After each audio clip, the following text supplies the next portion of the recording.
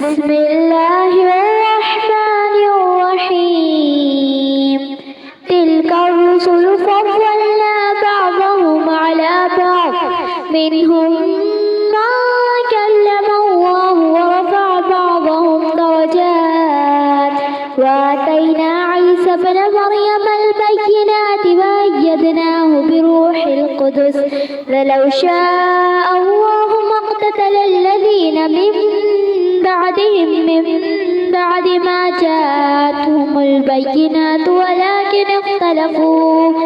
ولكن اختلفوا فمنهم من آمن ومنهم من كفر ولو شاء الله ما اقتتلوا ولكن الله يفعل ما يريد يا أيها الذين آمنوا أنفقوا مما رزقناكم من قبل أن يأتي يوم لا بيع فيه ولا خلة ولا شفاعة والكافرون هم الظالمون الله لا إله إلا هو الحي القيوم لا تأخذه سنة ولا نوم له ما في السماوات وما في الأرض ما ذا الذي يشفع عنده إلا بإذنه يعلم ما بين أيديهم وما خلفهم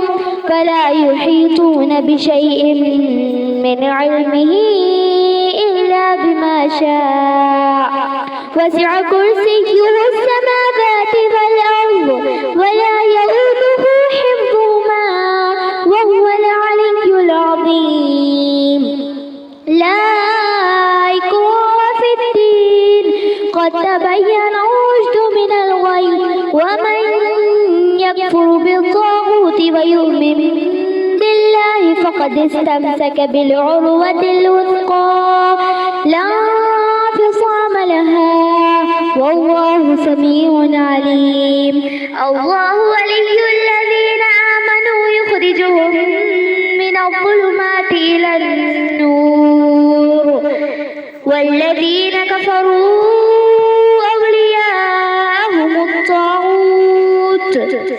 أولياءهم الطاغوت يخرجونهم من النور إلى الظلمات أولئك أصحاب النار هم فيها خالدون ألم تر إلى الذي حاج إبراهيم في ربه أن آتاه الله الملك إذ قال إبراهيم ربي الذي يحيي ويميت قال أنا أحيي وأميت قال إبراهيم فإن الله يأتي بالشمس من المشرق فأت بها من المغرب فبهت الذي كفر والله لا يهدي القوم الظالمين أو كالذي مر على قرية وهي خاوية على عروشها قال أنى يحيي هذه الله بعد موتها فأماته الله 100 عام ثم بعثه قال كم لبثت قال لبثت يوما أو بعض يوم قال بل لبثت 100 عام فانظر إلى طعامك وشرابك لم يتسنه وانظر إلى حمارك ولنجعلك آية للناس وانظر إلى العظام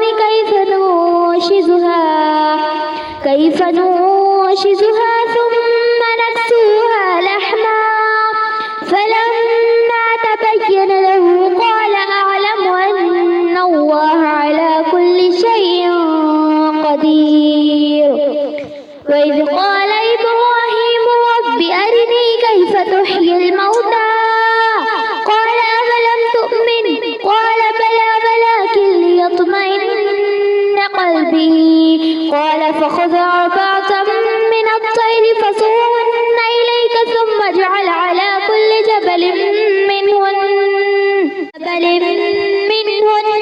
جزءا ثم ادعهن يأتينك سعيا واعلم أن الله عزيز حكيم.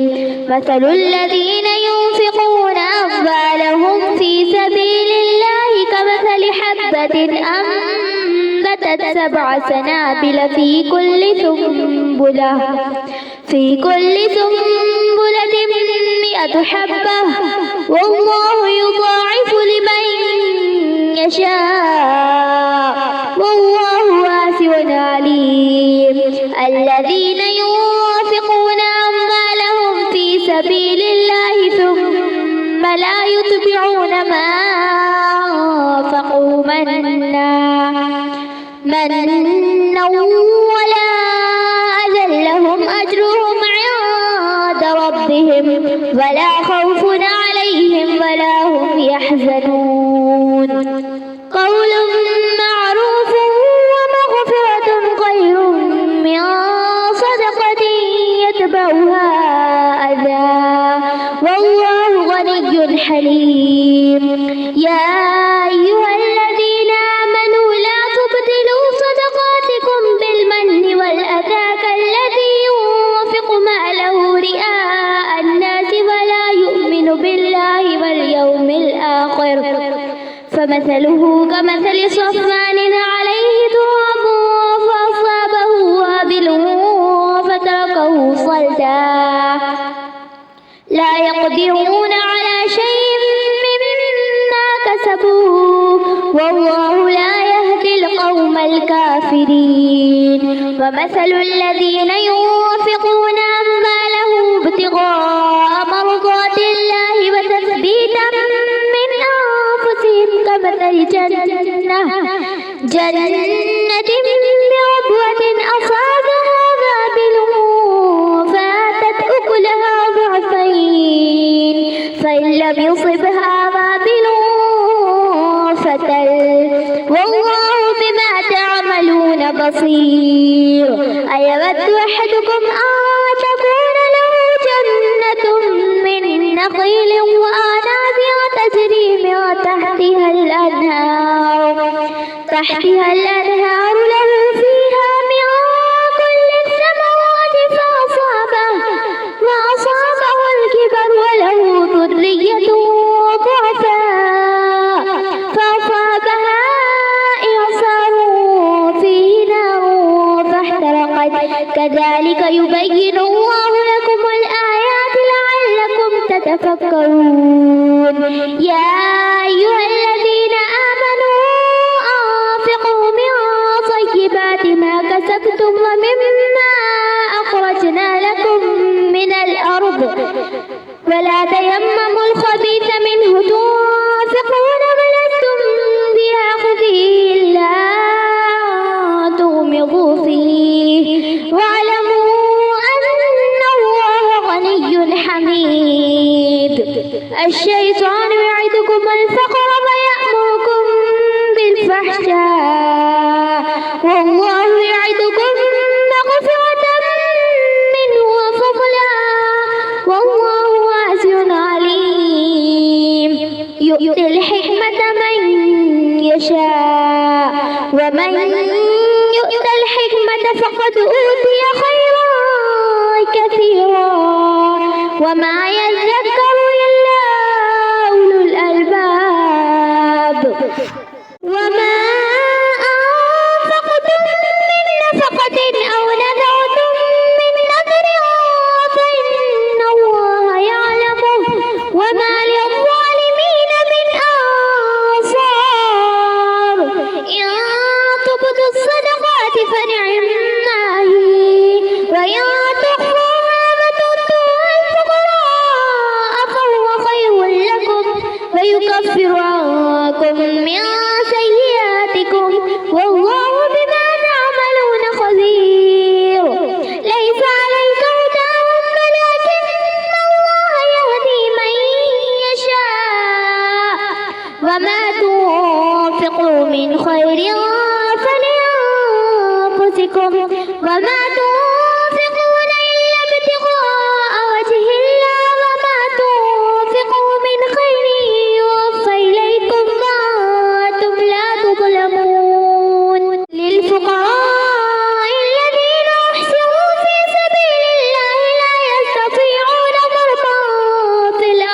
يحسبهم الجاهل أغنياء من التعفف تعرفهم بسيماهم لا يسألون الناس إلحافا وما تنفقوا من خير فإن الله به عليم صدق الله العظيم.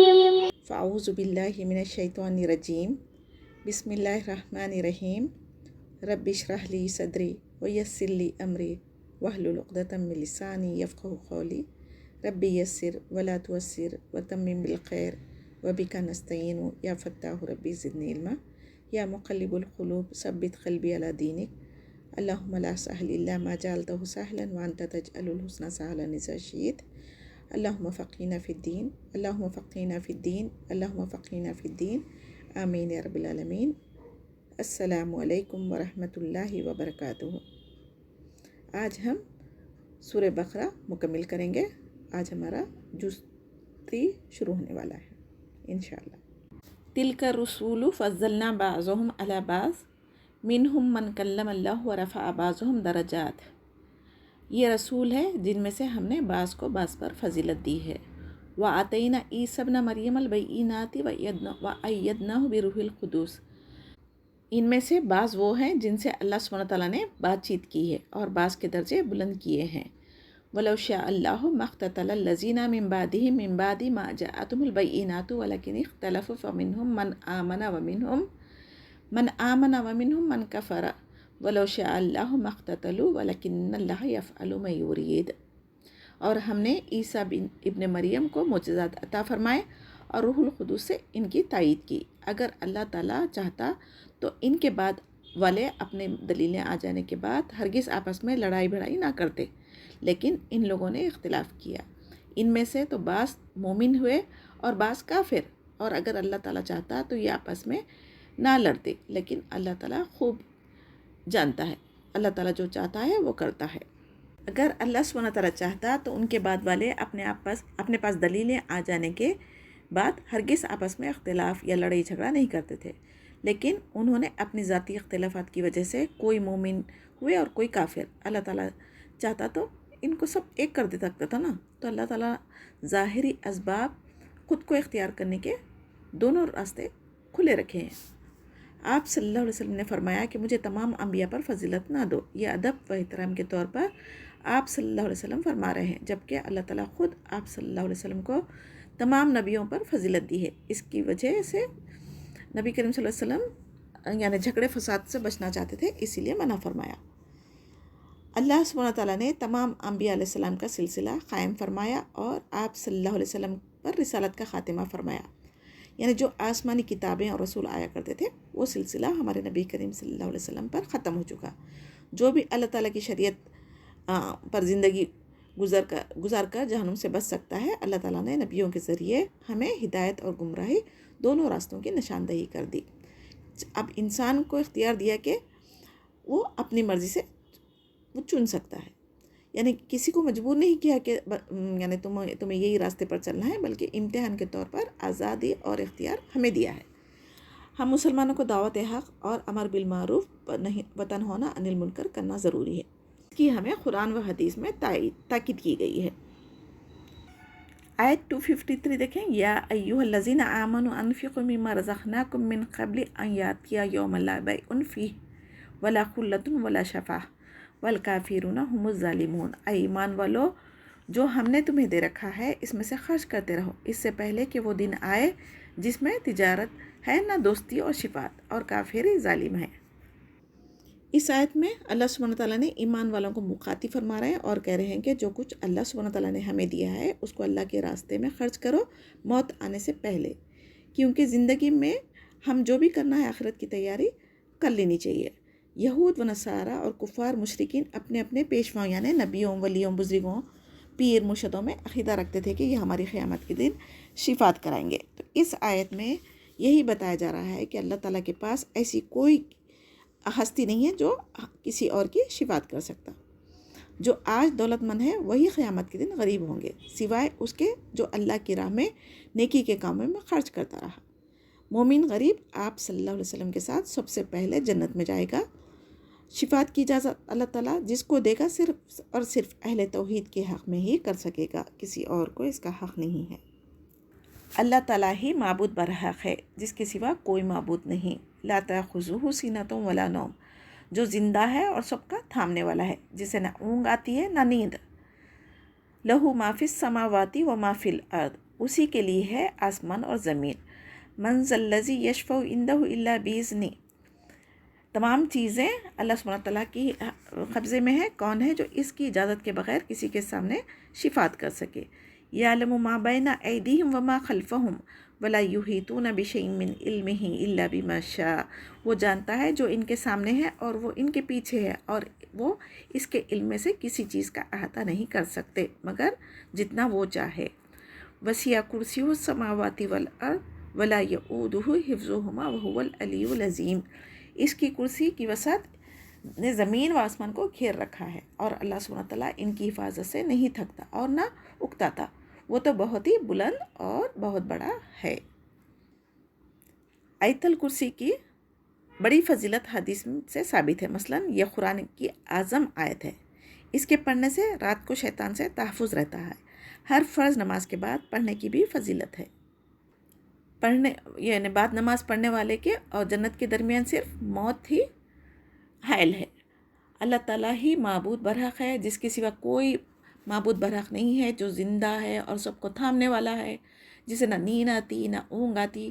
اس کی ملکیت میں زمین و آسمان کی تمام چیزیں ہیں، کون ہے جو اس کی اجازت کے بغیر اس کے سامنے کسی کی شفاعت کر سکے؟ وہ جانتا ہے جو ان کے سامنے ہے اور ان کے پیچھے ہے، اور وہ اس کے علم سے کسی کو احاطہ نہیں کر سکتے۔ جتنا اللہ سبحانہ تعالیٰ کسی کو علم دینا چاہتا اتنا ہی دنیا والوں کو حاصل ہے۔ اللہ سبحانہ تعالیٰ کی کرسی کی وسعت نے زمین و آسمان کو گھیر رکھا ہے، اور اللہ تعالیٰ ان کی حفاظت سے نہیں تھکتا اور نہ اکتاتا، وہ تو بہت بلند اور بڑا ہے۔ سب سے بڑی عظمت والی آیت کون سی ہے؟ آیت الکرسی۔ اس آیت میں ایک لفظ وسیع کرسی ہے، جس کی وجہ سے اس کا نام آیت الکرسی پڑ گیا۔ آپ صلی اللہ علیہ وسلم بار بار حضرت عبید بن کعب رضی اللہ تعالیٰ عنہ سے پوچھا تھا کہ قرآن مجید میں کون سی آیت عظمت والی ہے، یعنی افضل ہے۔ ہر بار انہوں نے کیا جواب دیا؟ اللہ اور اس کے رسول بہتر جانتے۔ پھر بار بار نبی کریم صلی اللہ علیہ وسلم عبید بن کعب رضی اللہ تعالیٰ عنہ سے پوچھنے لگے، تو عبید بن کعب رضی اللہ تعالیٰ نے فرمایا آیت الکرسی۔ تو آپ صلی اللہ علیہ وسلم نے فرمایا، اے ابو المنظر، اللہ تعالیٰ تیرا علم تجھے مبارک کرے، اور آپ صلی اللہ علیہ وسلم نے اللہ سبحانہ تعالیٰ کی قسم کھا کر فرمایا، قیامت والے دن آیت الکرسی کی زبان ہونٹ ہوں گے اور عرش کے پائے کے ساتھ لگی ہوئی ہوگی، اور اللہ تعالیٰ کی پاکی و عظمت بیان کرے گی۔ قیامت کے دن آیت الکرسی اپنے پڑھنے والوں کی شفاعت کرے گی، دنیا میں بھی پڑھنے والوں کی حفاظت کرے گی اور آخرت میں بھی یہ کریں گے۔ حضرت ابو ایوب انصاری رضی اللہ تعالیٰ عنہ فرماتے ہیں کہ میرے خزانے میں سے جنات چوری کرتے تھے۔ اس کی شکایت جب نبی کریم صلی اللہ علیہ وسلم سے انہوں نے کی، تو آپ صلی اللہ علیہ وسلم نے کیا فرمایا؟ بسم اللہ اجیب رسول اللہ، کہو جب وہ آئے تو منت سماعت کر کے دوبارہ نہیں آؤں گا کہہ کر جن چلا گیا۔ ایسے ہی پھر دوسری اور تیسری مرتبہ آیا، آپ صلی اللہ علیہ وسلم ہر بار یہی فرماتے کہ پھر وہ آئے گا۔ تب حضرت ابو ایوب انصاری رضی اللہ تعالیٰ نے اسے زبردستی پکڑ کر آپ صلی اللہ علیہ وسلم کے پاس لانے لگے، تو اس نے کہا، میں تجھے ایک آیت بتاتا ہوں جس کے پڑھنے سے تیرے مال کی حفاظت ہوگی۔ پھر صبح آپ صلی اللہ علیہ وسلم نے پوچھا، کیا ہوا کل رات تیرے قیدی کا؟ تو انہوں نے کیا جواب دیا؟ تمام قصہ جو ہوتا نا وہ بیان کیا۔ آپ صلی اللہ علیہ وسلم نے فرمایا، ہے تو وہ خبیث جن، مگر اس نے سچ فرمایا۔ آیت الکرسی کی پڑھنے کی فضیلت اس سے پتہ چلتی ہے، یعنی آیت الکرسی پڑھنے سے وہ دوبارہ مال چرانے کے لیے نہیں آیا تھا۔ حضرت ابو ہریرہ رضی اللہ تعالیٰ نے زکوٰۃ کی کھجوروں کی نگرانی پر تھے، وہاں بھی ایسے ہی جنات آ کر چوری کرتے تھے، جس کی شکایت انہوں نے آپ صلی اللہ علیہ وسلم سے کی تھی۔ تو سونے سے پہلے آیت الکرسی پڑھنے کا حکم دیا گیا تھا، اور جس گھر میں جھگڑے فساد فتنے ہوتے غصے کی حالتوں میں رہتے وہ لوگ بھی کثرت سے آیت الکرسی پڑھنے سے شیطان سرکشی وغیرہ نہیں کریں گے۔ آیت الکرسی سے شیاطین جنات دور ہوتے ہیں۔ آیت الکرسی تمام آیتوں کی سردار ہے، جس گھر میں وہ پڑھی جائے وہاں سے شیاطین جنات بھاگ جاتے ہیں۔ آیت الکرسی ہمارے لیے تحفہ ہے، ہر چیز کی کوہن ہوتی ہے۔ قرآن کی بلندی جو ہے وہ سورہ البقرہ، اور اس میں ساری آیتوں کی سردار آیت الکرسی ہے۔ اور حدیث مبارکہ میں ہے اسم اعظم کے ذریعے جو دعا کی جائے وہ ضرور قبول ہوگی۔ نام نہیں بتایا گیا صورتوں کا، لیکن سورہ بقرہ، سورہ آل عمران اور سورہ طہ صحابیوں نے ان صورتوں کی تحقیق کی، جس میں پتہ چلا کہ حی القیوم اسم اعظم ہے۔ ہر فرض نماز کے بعد بغیر بات کیے آیت الکرسی پڑھنے کی عادت ہمیں بنا لینی چاہیے تاکہ ہم جنت میں جا سکیں۔ اور اس آیت میں 10 اللہ سبحانہ تعالیٰ کی صفات بیان کی گئی ہے، یعنی اللہ وہ ہے جو معبود برحق ہے، اس کے سوا کوئی معبود نہیں۔ اللہ وہ ہے جو زندہ ہے اور سب کا تھامنے والا ہے۔ اللہ وہ ہے جو جس کے سوا کوئی الہ نہیں۔ اللہ وہ ہے جو عظیم ہے، جس کی عبادت کی جائے۔ اللہ وہ ہے جو جس کی اطاعت اور محبت کی جائے۔ اللہ تعالیٰ وہ ہے جو بہت بلند اور بہت بڑا ہے، جس کی ملکیت میں تمام زمین و آسمان ہے۔ اللہ تعالیٰ وہ ہے جو عرش عظیم کا مالک ہے، وہ اکیلا ہے، اس کا کوئی شریک نہیں۔ اللہ سبحانہ تعالیٰ وہ ہے جو بے نیاز ہے، اور اللہ تعالیٰ ہی ہمیشہ زندہ اور باقی رہنے والا ہے۔ دنیا میں جو کچھ ہم کو دیا گیا ہے وہ بھی اللہ سبحانہ تعالیٰ ہی کا دیا ہوا ہے، ہم کسی چیز کے قابل ہی نہیں ہیں، اور اللہ تعالیٰ ابتدا اور انتہا سے پاک ہے۔ اللہ تعالیٰ زمان اور مکان سے بھی پاک ہے، یعنی خمیر کی جو کھجور کی جو گٹلی پہ ایک باریک سی چھلی آتی نا، اس کے بنانے کا بھی کوئی مالک نہیں ہے سوائے اللہ سبحانہ تعالیٰ کے۔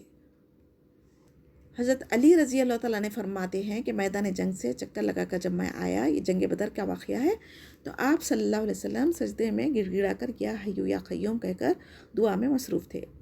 یہ بہت ہی سخت گھڑی تھی۔ اس وقت آپ صلی اللہ علیہ وسلم کا اس نام سے سجدے میں دعا کرنا، ہمیں یہ پتہ چلتا کہ یہی اسم اعظم ہے، یا حیو یا قیوم کے وسیلے سے دعا کرنی چاہیے۔ ایک بزرگ صحابی کا تجربہ ہے جو سیریا کی جیل سے بھاگ سکے تھے۔ انہوں نے کیا کیا تھا؟ یا حیو یا قیوم اور آیت کریمہ لا الہ الا انت سبحانک انی کنت من الظالمین اور سورۃ النمل آیت 62، امن یجیب المضطر اذا دعاہ ویکشف السوء۔ یہ جب کثرت سے انہوں نے پڑھنے لگے تو سیریا کی جیل والے خود یہ بزرگ کو بھاگنے دیا۔ اللہ تعالیٰ وہ ہے جو نیند سے پاک ہے، اونگ تک ان کو نہیں آتی، دن رات اس کا در کھلا ہے، وہ ہم تمام مخلوق سے کبھی غافل نہیں ہے۔ اللہ تعالیٰ کی اور کائنات کی درمیان نور کے پردے ہیں، جس کی تجلی ان تمام چیزوں کو جلا دے گی۔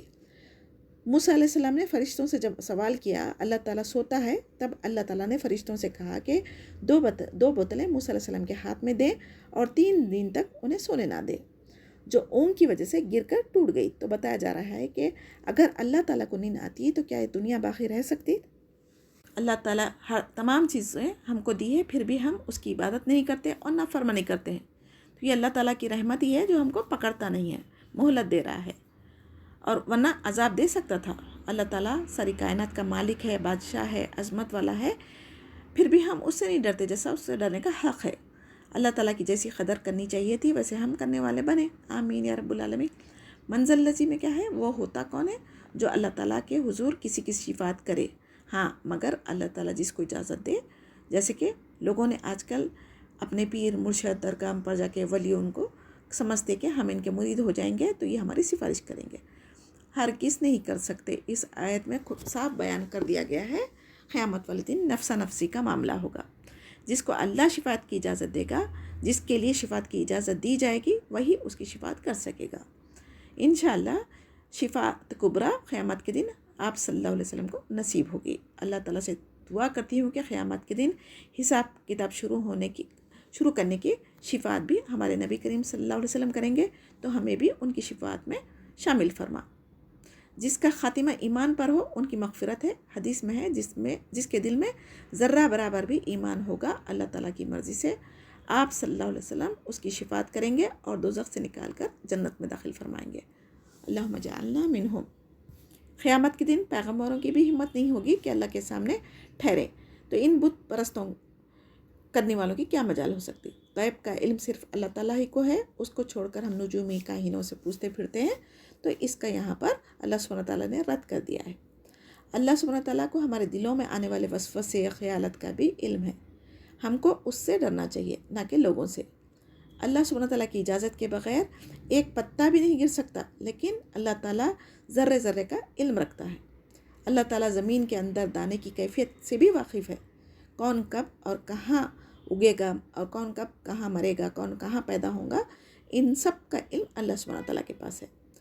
عظیم رب ہے، اس کے آگے ہمیشہ ہمیں جھکنا چاہیے. اس کا ہم حق تو ادا نہیں کر سکتے، نہ ہی اس کی نعمتوں کا شمار کرنے کے قابل ہے. اللہ تعالیٰ کا علم احاطہ کوئی نہیں کر سکتا. اللہ تعالیٰ کے علم کا احاطہ کوئی نہیں کر سکتا. ذرہ برابر علم دنیا والوں کے پاس ہے، وہ بھی اللہ کی اجازت سے ہی ملا ہے. بڑے بڑے عالم سائنسدان جو بھی ہے اللہ تعالیٰ کو یعنی اللہ تعالیٰ کے علم کے سامنے وہ کچھ بھی نہیں ہے. اللہ تعالیٰ سے دعا ہے کہ ہمیں اپنے علم سے نوازے اور قرآن و حدیث کی روشنی میں زندگیاں گزارنے والے بنائیں. وسیع کرسی کے معنی کیا ہے؟ اللہ سبحانہ تعالیٰ کی جو عرش عظیم ہے، کرسی ہے جہاں پر اللہ سبحانہ تعالیٰ موجود ہے. رحمان کے قدم کی جگہ ہے جو وسیع ہے، تمام کائنات کو احاطہ کیا ہوا ہے. 7 زمین 7 آسمان ملا کر بھی کرسی کے مقابلے میں پھیلا دیے تو بھی کرسی کے مقابلے میں صرف کیا بولنا چاہیے، ایک چھوٹی سی رنگ ہوتی نا، فنگر رنگ، اس کی حیثیت رکھتی ہے. لا اکراہ فی الدین قد تبین الرشد من الغی فمن یکفر بالطاغوت ویؤمن باللہ فقد استمسک بالعروۃ الوثقی لا انفصام لها واللہ سمیع علیم. دین کے بارے میں کوئی زبردستی نہیں، ہدایت ضلالت سے روشن ہو چکی ہے. اس لیے جو شخص اللہ سبحانہ تعالیٰ کے سوا دوسرے معبودوں کا انکار کر کے اللہ تعالیٰ پر ایمان لائے، اس نے مضبوط کڑے کو تھام لیا ہے جو کبھی نہ ٹوٹے گا، اور اللہ سبحانہ تعالیٰ سننے والا اور جاننے والا ہے. اس آیت میں اللہ سبحانہ تعالیٰ صاف طور پر بتا دیے کہ کسی کو بھی زبردستی اسلام لانے پر مجبور نہیں کیا جانا چاہیے، مگر اسلام لانے پر اس کو اللہ تعالیٰ کی فرما برداری کرنا ضروری ہو جاتا ہے. کیونکہ دل سے ایمان نہیں لانے والوں کو زبردستی کرنے سے کوئی فائدہ نہیں ہوتا. اللہ تعالیٰ نے ہدایت اور گمراہی دونوں واضح کر دیا ہے. اسلامی ملک میں کافر جزیہ دے کر رہ سکتے ہیں، مگر جو اسلام لانا چاہے سوچ سمجھ کر اسلام لائے. لیکن جب اسلام میں داخل ہو جانے کے بعد ان کو اسلام کے جو بھی احکامات ہیں اس پر پابندی کرنا ہر حال میں ضروری ہے. اگر اسلام لانے کے بعد کوئی مرتد ہو جائے تو اس کی سزا قتل ہے. وہ اس لیے کہ معاشرے میں فتنہ و فساد سے بچا جا سکے اور امن قائم رہے. صرف حدود حرم یعنی مکہ اور مدینہ میں کافر کا داخلہ ممنوع ہے. یعنی اس میں کیا مثال دی گئی؟ یعنی اسلام لانے کے بعد کلمہ توحید پڑھنے کے بعد نماز، روزہ، زکوٰۃ، حج اور تمام شریعت کی پابندی ہر حال میں کرنا ضروری ہے. اللہ ولی الذین آمنوا یخرجوہم من الظلمات الی النور والذین کفروا اولیاؤہم الطاغوت یخرجونہم من النور الی الظلمات اولئک اصحاب النار ھم فیہا خالدون. اے ایمان والو، کارساز اللہ تعالیٰ خود ہے، وہ انہیں اندھیروں سے روشنی کی طرف نکال لیا جاتا ہے، اور کافروں کے لیے اولیاء شیاطین ہیں، وہ انہیں روشنی سے نکال کر اندھیروں کی طرف لے جاتے ہیں. یہ لوگ جہنمی ہیں جو ہمیشہ اسی میں پڑے رہیں گے. اللہ سبحانہ تعالیٰ فرما رہے ہیں ایمان لانے والوں کا اللہ تعالیٰ خود دوست ہو جاتا ہے، اندھیروں سے نکال کر یعنی کفر سے نکال کر روشنی یعنی ہدایت کی طرف لے آتا ہے. اور کافروں کے دوست شیاطین ہیں، اور وہ لوگ کیا کرتے ہیں؟ ہدایت سے گمراہ کر کے انہیں اندھیروں میں لے کر جاتے ہیں، ظلمات میں لے کر جاتے ہیں. غم کے اندھیرے، کفر کے اندھیرے، شرک کے اندھیرے، مایوسی کے اندھیرے، اسی میں ان کی زندگی مشغول ہو جاتی ہے. جو ہدایت چاہتے ہیں ان کو سلامتی کی رہنمائی اللہ تعالیٰ فرماتا ہے اور نور حق کی روشنی میں لے آتا ہے. جو کفر کرتے ہیں انہیں کفر و شرک کی خوبصورت کر کے شیطان دکھاتے ہیں اور نور حق سے ہٹا کر گمراہی کے اندھیروں میں ڈال دیتے ہیں، جو دوزخ میں ہمیشہ ہمیشہ کے لیے رہنا پڑیں گا ایسے لوگوں کو. لفظ نور کو واحد لانا اور ظلمات کو جمع لانا اس لیے ہے کہ حق اور ایمان اور سچا راستہ سب ایک ہی ہے اور کفر کی کئی قسمیں ہیں. اللہ تعالیٰ کا شکر ادا کریں کہ ہمیں ایمان کی دولت سے نوازا ہے. اللہ تعالیٰ ہمیں مرتے دم تک ایمان پر قائم رکھ اور ایمان کی نعمت پر ہمارا خاتمہ فرما. جب بھی ہم کو دکھ، بیماری، غم، پریشانی ہو، ہمیں اللہ سبحانہ تعالیٰ سے خوب دل سے دعائیں کرنی چاہیے. اس کا کڑا تھامنے والے پر مصیبت آسان ہو جاتی ہے. یعنی عروہ کا مطلب کڑا ہے، اور طاغوت کیا ہے؟ شیطان کے بہکاوے، شیطانی باتیں، یہ ساری چیزیں ہیں، اس سے بچنا چاہیے، کفر وغیرہ. ابراہیم علیہ السلام جیسا آگ میں ڈالنے کے بعد میں بھی ان کو کس نے بچایا تھا؟ اللہ سبحانہ تعالیٰ نے، کیونکہ ان کا توکل اللہ پر تھا. اور موسیٰ علیہ السلام کو فرعون کے گود میں پرورش کرا کر بھی ان کی حفاظت فرمایا، جبکہ وہ بنی اسرائیل کے لڑکوں کو قتل کر رہا تھا. تو اللہ سبحانہ تعالیٰ جس کی جہاں پر پرورش کرنا ہے، جہاں پر ان کو رکھنا ہے، وہ تو جاننے والا ہے، اور وہی سب سے بہتر حفاظت کرنے کا انتظام بھی کرنے والا ہے. تو ہمیں کس سے ڈرنا چاہیے؟ صرف اور صرف اللہ سبحانہ تعالیٰ سے. अलम तरा इलल्लज़ी हाज्जा इब्राहिम फ़ी रब्बिही अन आताहुल्लाहुल मुल्क इस क़ाला इब्राहिम रब्बिल्लज़ी युही व युमीत क़ाला अना उही व उमीत क़ाला इब्राहिम फ़इन्नल्लाह याती बिश्शम्सि मिनल मशरिक़ि फ़ाती बिहा मिनल मग़रिबि फ़बुहितल्लज़ी कफ़र वल्लाहु ला यहदिल क़ौमज़ ज़ालिमीन। क्या तूने उसे नहीं देखा जो सल्तनत पाकर इब्राहिम अलैहिस्सलाम से इसके रब के बारे में झगड़ रहा था। जब इब्राहिम अलैहिस्सलाम ने कहा कि मेरा रब तो वो है जो जिलाता है और मारता है, वो कहने लगा मैं भी जिलाता हूँ और मारता हूँ। इब्राहिम अलैहिस्सलाम ने कहा अल्लाह ताला सूरज को मशरिक़ की तरफ से ले आता है तो इसे मग़रिब की जानिब से ले आ। अब तो वो काफिर हक्का भिक्का रह गया। अल्लाह ताला ज़ालिमों को हिदायत नहीं देता। इस आयत में नमरूद बादशाह का जिक्र किया जा रहा है। जब वो इब्राहिम अलैहिस्सलाम से झगड़ा कर रहा था तो ज़िंदा और मारने का इख्तियार अल्लाह ताला के हाथ में। एक सिफत इब्राहिम अलैहिस्सलाम ने बयान की तो उसने क्या किया, 2 कैदियों को जेल से बुलाया, एक को मार दिया और एक को रिहा कर दिया और कहा देखिए मैंने भी इसको ज़िंदा छोड़ दिया, एक को मार दिया। तो हज़रत इब्राहिम अलैहिस्सलाम ने ऐसे ज़ालिम बादशाह के सामने बहस करने के बजाय उन्होंने सवाल किया कि अल्लाह ताला वो है जो सूरज को मशरिक़ से निकाल कर मग़रिब में ग़ुरूब होने का हुक्म देता है। अगर तू खुदा है तो सूरज को मशरिक़ के बजाय मग़रिब से निकाल। जिस पर नमरूद बेज़ुबान हो गया, लाजवाब हो गया। ये कब का वाक़या था? क़हत साली जब हो रही थी उसका। तो मनाज़रा नमरूद के साथ इब्राहिम अलैहिस्सलाम के होने के बाद, आग से जब निकाले जाने के बाद का ये वाक़या है। उस मनाज़रे के बाद नमरूद ने हज़रत इब्राहिम अलैहिस्सलाम को गल्ला नहीं दिया। आप खाली हाथ घर वापस आए। 2 थैलियों में रेत भर कर लाए थे। बीबी सारा ने थैले से अनाज निकाल कर खाना तैयार किया जो बहुत ही उम्दा अनाज था। जब इब्राहिम अलैहिस्सलाम की आँख खुली, खाना तैयार देखा तो उन्होंने सारा से पूछा बीवी से कि ये खाना कहाँ से आया। तो बीबी सारा ने जवाब दिया कि आपने लाया था ना, वही है ये। तो इब्राहिम अलैहिस्सलाम समझ गए कि अल्लाह सुब्हानहू तआला की तरफ से। अल्लाह ताला ने एक फ़रिश्ता को नमरूद के पास भेजकर तौहीद की दावत दी, वो नहीं माना। जब 3 बार तौहीद की दावत कबूल ना करने पर फ़रिश्ते ने जंग के लिए लश्कर तैयार करने नमरूद से कहा, जो ख़ुद अपनी खुदाई का दावा करता था। उसके इतने बड़े लश्कर पर अल्लाह सुब्हानहू तआला ने छोटी सी एक मखलूक मच्छर के ज़रिए शिकस्त दी और एक अदना सा मच्छर नमरूद की नाक में घुस गया। 400 साल तक उसका दिमाग चाटता रहा।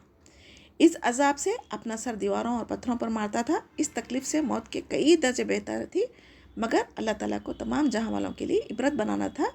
उसकी तकलीफ़ दूर नहीं हुई। तमाम दुनिया के डॉक्टर, हकीम सबको बुला ली, लेकिन उसकी तकलीफ़ दूर नहीं हुई और ये मौत का सबब बना।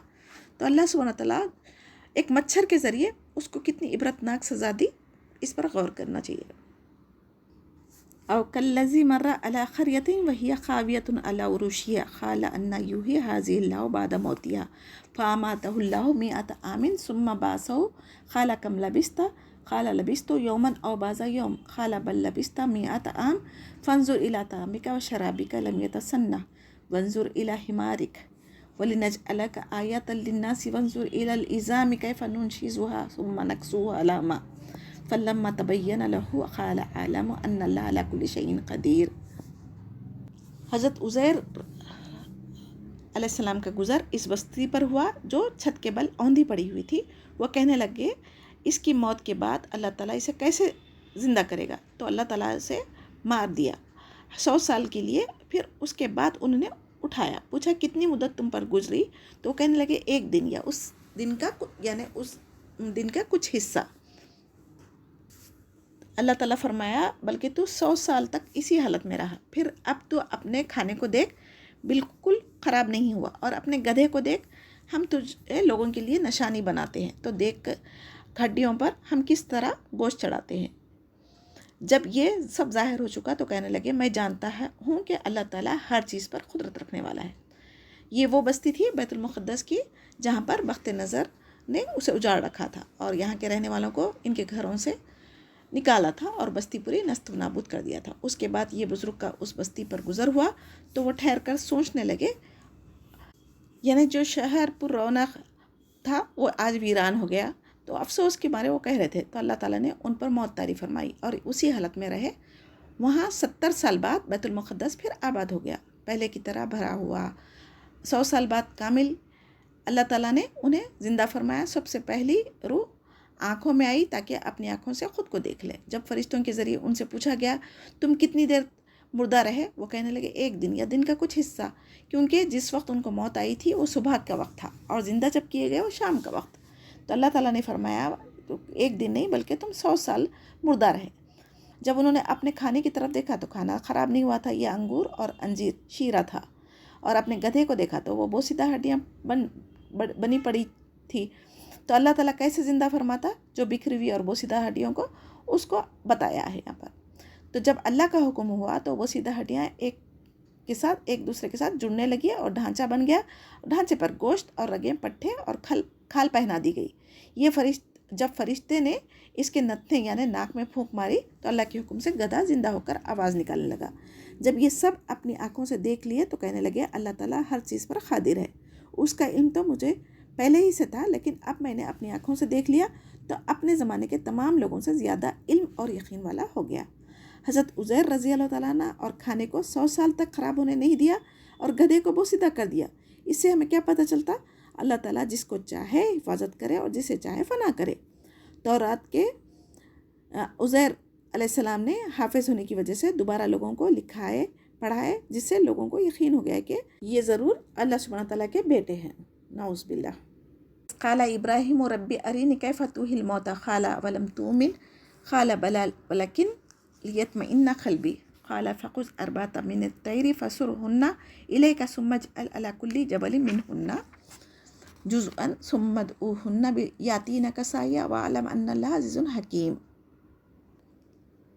اور حضرت ابراہیم علیہ السلام نے کہا اے میرے پروردگار مجھے دکھا کہ تو مردوں کو کس طرح زندہ کرتا ہے. اللہ تعالیٰ فرمایا کیا تمہیں ایمان نہیں؟ تو حضرت ابراہیم علیہ السلام نے کہا یقیناً ایمان تو ہے تیری ذات پر، مگر دل کی تسلی کے لیے تاکہ دل کو تسکین حاصل ہو جائے. اللہ سبحانہ تعالیٰ نے فرمایا 4 پرندوں کو لو اور اپنے ساتھ اس کو کچھ دن رکھ لو.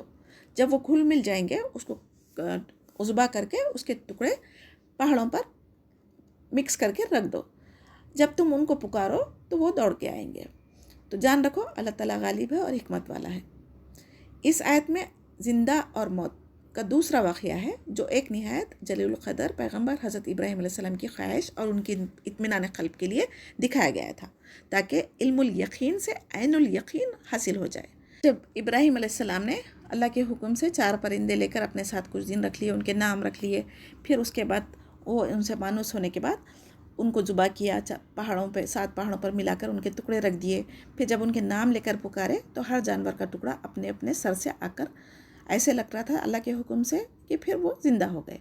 اس آیت سے ہم کو تسلی ملتی ہے کہ اگر ایک ایماندار کے دل میں اگر کوئی شیطانی وسوسہ پیدا ہو تو اس پر پکڑ نہیں ہوگی. اللہ تعالیٰ فرماتے ہیں اے میرے گناہگار بندو میری رحمت سے نا امید نہ ہو، جو دل سے سچی توبہ کرنا چاہے ان کے تمام گناہ معاف فرماتا ہے. مثل الذین ينفقون اموالهم فی سبیل اللہ کمثل حبۃ انبتت 7 سنابل فی کل سنبلۃ 100 حبۃ واللہ یضاعف لمن یشاء واللہ واسع علیم. جو لوگ اپنا مال اللہ سبحانہ تعالیٰ کی راہ میں خرچ کرتے ہیں اس کی مثال اس دانے جیسی ہے جس میں سے 7 بالیاں نکلیں گی اور ہر بالی میں 100 دانے ہوں گے. اللہ تعالیٰ جسے چاہے بڑھا چڑھا کر دے. اللہ تعالیٰ کشادگی والا ہے اور علم والا ہے. الذین ينفقون اموالهم فی سبیل اللہ ثم لا یتبعون ما انفقوا منا ولا اذى لهم اجرهم عند ربهم ولا خوف علیہم ولا هم يحزنون. جو لوگ اپنا مال اللہ سبحانہ تعالیٰ کی راہ میں خرچ کرتے ہیں پھر اس کے بعد نہ احسان جتاتے ہیں نہ ایذا دیتے ہیں، ان کا اجر ان کے رب کے پاس ہے، ان پر تو نہ کوئی خوف ہوگا نہ وہ اداس ہوں گے. اس آیت میں اللہ کی راہ میں خرچ کرنے کی فضیلت بیان کی جا رہی ہے. اللہ تعالیٰ کی راہ میں جس قدر اخلاص و عمل ہو اسی قدر ثواب ہمیں ملنے والا ہے. اللہ سبحانہ تعالیٰ ہماری نیتوں کو جاننے والا ہے. ہر صدقے کا ثواب کم سے کم 10 گنا سے لے کر 700 گنا تک بھی بڑھا کر دے سکتا. صدقہ خیرات اور جہاد کے لیے اپنی ضرورت سے زیادہ جو مال ہے خرچ کرنے کا حکم دیا گیا یہاں پر. اور کسی کو اگر کسی محتاج کو کسی غریب مسکین کو اگر ہم صدقہ خیرات دیتے ہیں تو پھر اپنی زبان سے ان کو تانے دے کر تکلیف دے کر اپنے صدقوں کو ضائع نہ کریں. اور کیونکہ کسی کی بھی عزت نفس کو جب تکلیف ہوتی ہے تو اللہ سبحانہ تعالیٰ ایسے صدقے کو قبول نہیں کرتا، تو اپنے صدقوں کو ضائع نہیں کرنا چاہیے. قیامت والے دن اللہ تعالیٰ 3 آدمیوں سے کلام نہیں فرمائے گا. اس میں سے ایک احسان جتلانے والا اور دوسرا ٹخنوں کے نیچے پائجامہ یا تہبند لٹکانے والا مرد اور تیسرا سودے کی وقت جھوٹی قسم کھا کر دھوکہ دے کر اپنا مال بیچتا۔ ان تینوں قسم کے لوگوں کو اللہ سبحانہ تعالیٰ قیامت کے دن نظر رحمت سے بھی نہیں دیکھے گا اور نہ ان کو پاک کرے گا، نہ ہی ان سے کلام کرے گا۔ ایسے لوگوں کے لیے اللہ تعالیٰ دردناک عذاب تیار کر رکھے ہیں۔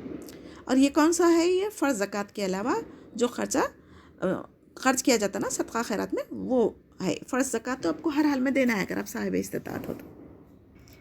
قول معروف مغفرۃ خیر من صدقات یتبعوها اذًا واللہ غنی حلیم۔ اگر آپ کے پاس مال نہیں ہے کسی کو صدقہ خیرات دینے کے لیے تو کم سے کم کسی فقیر کو جھڑکی نہ دیں۔ نرم بات کرنا، معاف کر دینا اس صدقے سے بہتر ہے جس کے بعد آپ ایذا رسانی کرتے ہو۔ اللہ تعالیٰ بردبار ہے، اسی لیے ہر چیز یہاں پر ہمیں کھول کھول کر بیان کر رہی ہے۔ زبان سے اچھی بات نکالنا، کسی مسلمان بھائی کے لیے دعا کرنا، خطاور کو معاف کر دینا اس صدقے سے بہتر ہے جس کے بعد اس کی دل آزاری ہو۔ لوگوں کے سامنے کسی کو ذلیل و رسوا کرنا، تکلیف دینا، پھر اس کو مالی مدد کرنا تو یہ فائدہ نہیں ہے نا۔ ایک دوسرے سے پیار، محبت، شفقت سے پیش آنا بھی صدقہ ہے۔ کسی کو اچھا مشورہ دینا، کسی کی بیماری میں تسلی دینا، کوئی ہمارے ساتھ برائی کرے تب بھی اس کو معاف کر دینا اور اس کے ساتھ بھلائی کرنا، کیونکہ ہم بندوں کو معاف کریں گے تو اللہ سبحانہ تعالیٰ ہمارے گناہ بھی معاف کریں گے۔ تو کسی کی خدمت کر دینا، ضرورت مند ہو، بیمار ہو، ان کے جا کے عیادت کر دینا، یہ ساری چیزیں اچھی بات کرنے میں ہیں۔ یا ایھا الذین آمنوا لا تبطلوا صدقاتکم بالمن والأذى کالذی ينفق مالہ رئاء الناس ولا یؤمن باللہ والیوم الآخر فمثلہ کمثل صفوان علیہ تراب فأصابہ وابل فترکہ صلدا لا یقدرون علی شیء مما کسبوا واللہ لا یہدی القوم الکافرین۔ الذین ينفقون اموالهم ابتغاء مرضات اللہ وتثبیتا من انفسهم کمثل جنۃ بربوۃ اصابها وابل فآتت اکلها ضعفین فإن لم یصبها وابل فطل واللہ بما تعملون بصیر۔ اور جو کوئی اپنے صدقہ خیرات کو دکھاوے کے لیے کرتا یا احسان جتاتا تو ایسے لوگوں کو قیامت کے دن کوئی اجر نہیں ملنے والا ہے، بلکہ اس کی مثال ایسی ہے کہ ایک صاف پتھر کی طرح ہے جس پر تھوڑی سی مٹی ہو، پھر اس پر زوردار بارش ہو جو اسے بالکل صاف اور سخت چٹیل کر دے۔ ان ریاکاروں کو اپنی کمائی میں سے کوئی چیز ہاتھ نہیں لگتی اور اللہ تعالیٰ کافروں کی قوم کو سیدھی راہ نہیں دکھاتا۔ تو اس میں ہم ایمان والوں کو نصیحت کی جا رہی ہے، زیادہ زور دیا جا رہا ہے کہ اپنے صدقات و خیرات کو احسان جتلا کر، تکلیف دہ بات کر کے ضائع نہ کر لیں۔ ایسا کرنا اہل ایمان کا شیوا نہیں ہے، بلکہ یہ منافقوں کی علامت ہے۔ ریاکاری کے لیے خرچ کرنا، دکھاوا کرنا، فوٹوز لے کے سوشل میڈیا پہ اپلوڈ کر دینا، یہ سب چیزیں ریاکاری میں آ جاتی، جو اللہ تعالیٰ کو خوش کرنے کے بجائے لوگوں کو خوش کرنے کے لیے ہم کرتے نا، تو یہ اللہ کے پاس قبول نہیں ہونے والا ہے۔ جو صدقہ خیرات، زکوٰۃ، فی سبیل اللہ، جو مال بھی ہم خرچ کریں گے وہ حلال کمائی سے ہونا چاہیے اور پاک صاف ہونا چاہیے۔ حرام سے کمایا ہوا مال اللہ تعالیٰ کی راہ میں خرچ کرو بھی تو اس کا کوئی اجر نہیں ملنے والا۔ اس کی مثال ایسی ہے، ایک پہاڑ پر کوئی بیج ڈالے اور اس سے پھل کی امید رکھے، بے فائدہ ہے نا، کیونکہ جب ہوا اور بارش آئے گی تو یہ بہک جائے گا بنسبت اس کے جو زمین میں چھپا دیا گیا ہو، اس سے پھل کی امید رکھی جا سکتی۔ تو اس آیت سے ہمیں کیا سبق ملتا؟ اپنے صدقوں کو چھپا کر دیا کرو۔ حدیث مبارکہ میں ہے جب آپ سیدھے ہاتھ سے کسی کو صدقہ خیرات کر رہے ہیں تو بائیں ہاتھ کو بھی پتہ نہیں چلنا چاہیے۔ یہ سب سے بہترین صدقہ کرنے کا طریقہ ہے۔ ان لوگوں کی مثال جو اپنا مال اللہ تعالیٰ کی رضامندی کی طلب میں دل کی خوشی اور یقین کے ساتھ خرچ کرتے ہیں، اس باغ جیسی ہے جو اونچی زمین پر ہو اور زوردار بارش اس پر برسے اور وہ اپنا پھل دگنا اگائے، اور اس پر اگر بارش نہ بھی ہو تو فوار ہی کافی ہو جاتی ہے اور اللہ تعالیٰ تمہارے کام دیکھ رہا ہے۔ اس آیت میں بھی اللہ سبحانہ تعالیٰ کی رضا اور خوشنودی کی نیت سے کیا ہوا تھوڑا سا عمل بھی بہت زیادہ ہو جاتا ہے، یہ بتایا جا رہا ہے۔ اللہ تعالیٰ کی خوشنودی حاصل کرنے کے لیے جو مال خرچ کرتا ہے اس کی مثال ایسے باغ کی طرح ہے جس میں ہلکی پھلکی اگر بارش ہو بھی جائے تو اس سے بھی اللہ تعالیٰ کے فضل و کرم سے ڈھیروں پھل اگ سکتے۔ اگر ہم کسی کو صدقہ خیرات دے رہے ہیں تو ہمیں ان کا شکریہ ادا کرنا چاہیے، کیونکہ وہ ہمیں گناہوں سے پاک کر رہے ہیں۔ ہم صدقہ خیرات لینے والوں کے احسان مند ہونا چاہیے، نہ کہ ان کو تکلیف دے۔ اگر کوئی ہمارا صدقہ خیرات نہیں لیتے تو پھر ہمارے بلایت کیسے ٹالتے، ہمارے درجات کیسے بلند ہوتے؟ تو صدقہ دے کر ہم ان پر احسان نہیں کر رہے، بلکہ صدقہ لے کر وہ ہم پر احسان کر رہے۔ اَیَوَدُّ أَحَدُکُمْ أَن تَکُونَ لَهُ جَنَّةٌ مِّن نَخِیلٍ وَأَعْنَابٍ تَجْرِی مِن تَحْتِہَا الْأَنْہَارُ لَهُ فِیہَا مِن کُلِّ الثَّمَرَاتِ وَأَصَابَہُ الْکِبَرُ وَلَهُ ذُرِّيَّةٌ ضُعَفَاءَ فَأَصَابَهَا إِعْصَارٌ فِيهِ نَارٌ فَاحْتَرَقَتْ كَذَلِكَ يُبَيِّنُ اللَّهُ لَكُمُ الْآيَاتِ لَعَلَّكُمْ تَتَفَكَّرُونَ يَا أَيُّهَا الَّذِينَ آمَنُوا أَنفِقُوا مِن طَيِّبَاتِ مَا كَسَبْتُمْ وَمِمَّا أَخْرَجْنَا لَكُم مِّنَ الْأَرْضِ وَلَا تَيَمَّمُوا الْخَبِيثَ مِنْهُ تُنْفِقُونَ وَلَسْتُمْ بِآخِذِيهِ إِلَّا أَن تُغْمِضُوا فِيهِ وَاعْلَمُوا أَنَّ اللَّهَ غَنِيٌّ حَمِيدٌ۔ ایمان والو، اپنی پاکیزہ کمائی سے اور زمین میں سے جو تمہارے لیے نکالی گئی ہے ان چیزوں میں سے خرچ کرو، ان میں سے بری چیزوں کا خرچ کرنے کا قصد نہ کرو، جیسے تم خود اپنے لیے پسند کرتے ہو اسی طریقے سے اللہ کی راہ میں بھی خرچ کرو۔ صدقہ کی قبولیت کے لیے کیا ضروری ہے وہ بتایا گیا یہاں پر۔ حلال اور پاکیزہ کمائی سے ہو، چاہے وہ کاروبار کا ہو، فصل کا ہو، باغات کی پیداوار ہو۔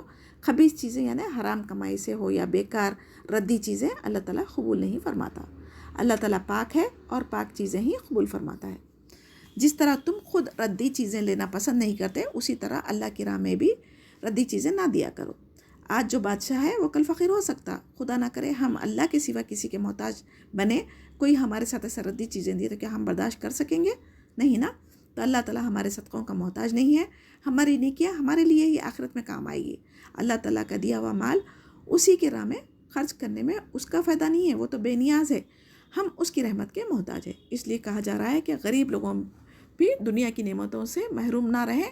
صدقہ گناہوں کو مٹاتا ہے، ہمارے گناہوں کا کفارہ بن جاتا ہے، دوزخ کے آگ سے ڈھال بنتا ہے۔ اللہ تعالیٰ یہاں پر خود کی تعریف فرما رہے ہیں، کائنات کا ذرہ ذرہ اللہ تعالیٰ کی حمد و ثنا کر رہا ہے۔